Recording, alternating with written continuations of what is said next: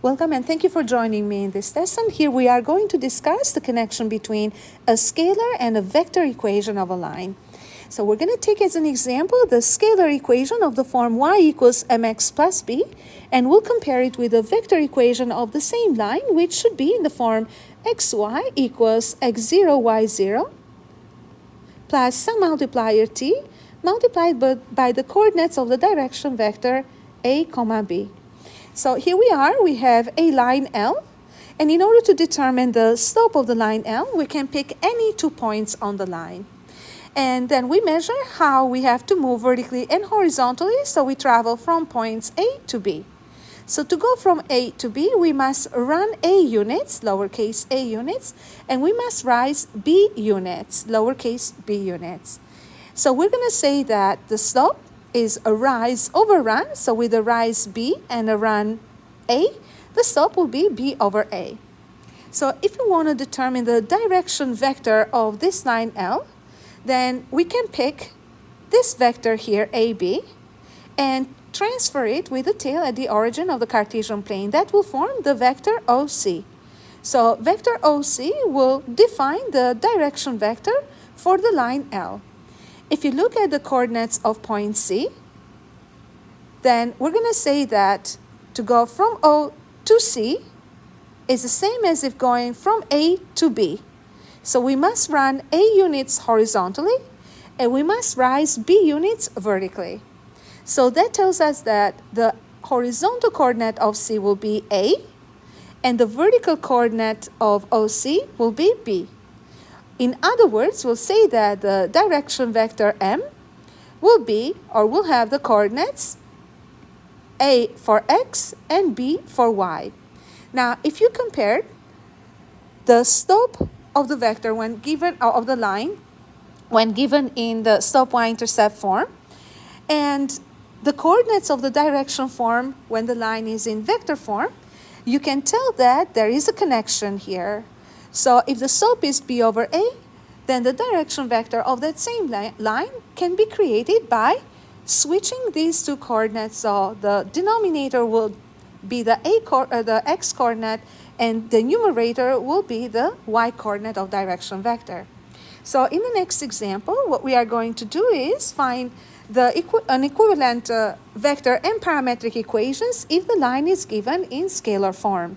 So what we are given here is a line in scalar form, y equals 3 over 4 x plus 2.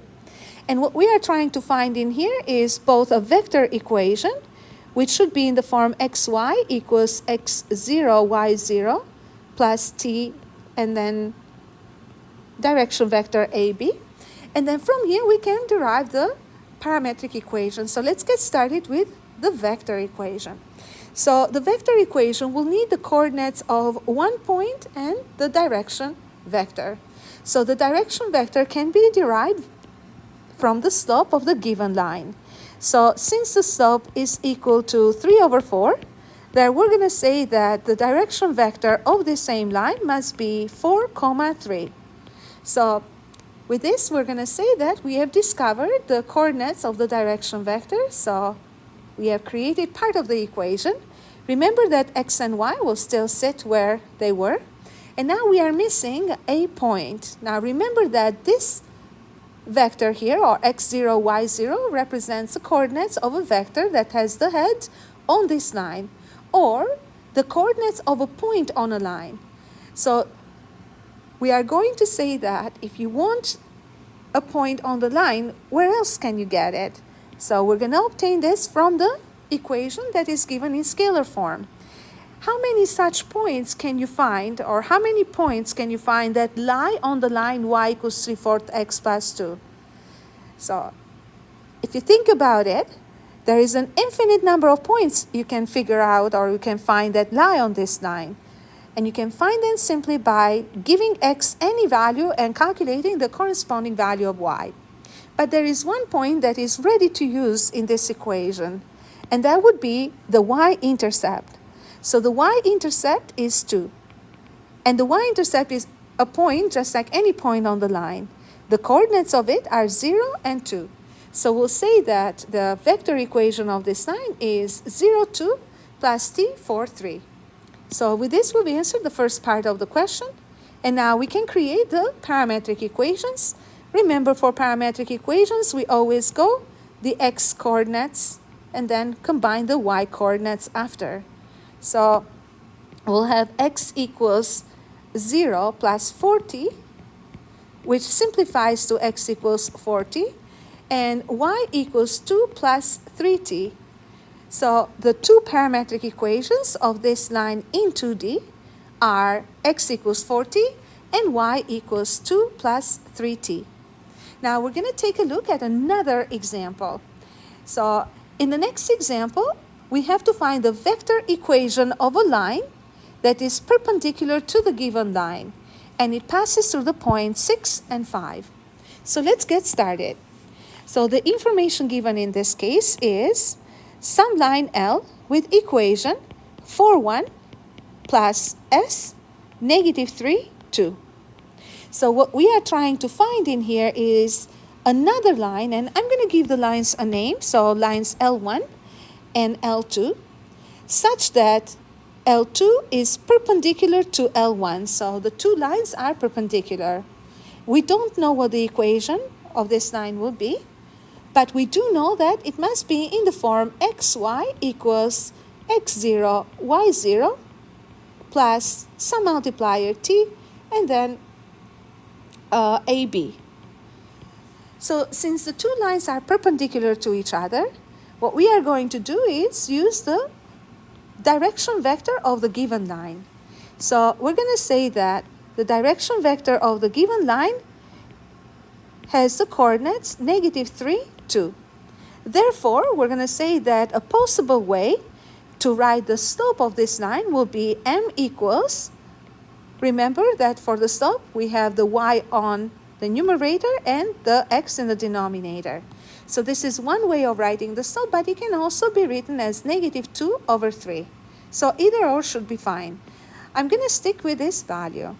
Now, if the slope is 2 over negative 3, of a line is 2 over negative 3, therefore we're going to say that the slope of the perpendicular to it must be equal to negative reciprocal. So negative negative 3 over 2. So the slope of perpendicular is 3 over 2. So knowing the slope of a line, we can derive its corresponding direction vector. So we're going to say that the direction vector for the second line, for M2, will have the x coordinate equal to the run, so that's 2, and the y coordinate equal to the rise, so that's 3. So with this, we have discovered the direction vector for line L2, and again, this is a possible direction vector because any multiple of it will do the job just fine.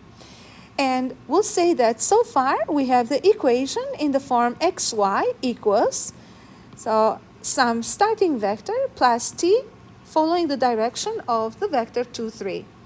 Now we have to think of how to figure out what point to put in here. Now remember, if you are given a line L1, and I'm going to draw one right here, we're going to say that we can draw many perpendiculars on this line. So if you are asked for any perpendicular, then you can very easily use this point. But in this case, we're asked to find a perpendicular that passes through 6, 5, which means that the direction vector R0 for the second line would be equal to the vector OP, which is 6, 5. So 6, 5 is what goes in for x0, y0. So we'll say that the vector equation of a line perpendicular to the given one will be xy equals 6, 5 plus t 2, 3. So this is it, and I hope that this made sense. Thank you for watching.